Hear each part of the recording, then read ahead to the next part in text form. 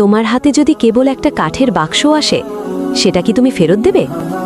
শোনো, ইতিহাসের এমন এক খলিফার গল্প, যিনি আল্লাহর ভয়েই কাঠের টুকরোকেও রাষ্ট্রের আমানত মনে করতেন।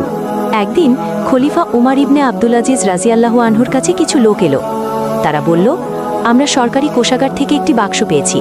তাতে কিছু সোনার মুদ্রা ছিল, তবে বাক্সটি ছিল কাঠের।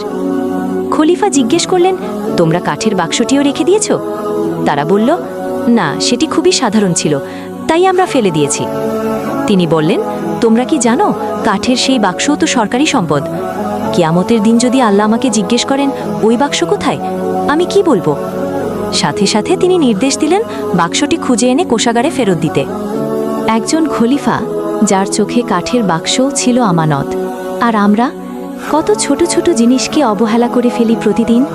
আল্লাহ সবকিছু দেখছেন, হিসাবও নিচ্ছেন। তুমি কি প্রস্তুত সেই জবাবদিহির জন্য? ভিডিওটি ভালো লাগলে একটি দোয়ার অনুরোধ রইল। আর এমন আরও ইসলামিক গল্পের জন্য আমাদের সঙ্গে থাকুন। আসসালামু আলাইকুম ওয়া রাহমাতুল্লাহ।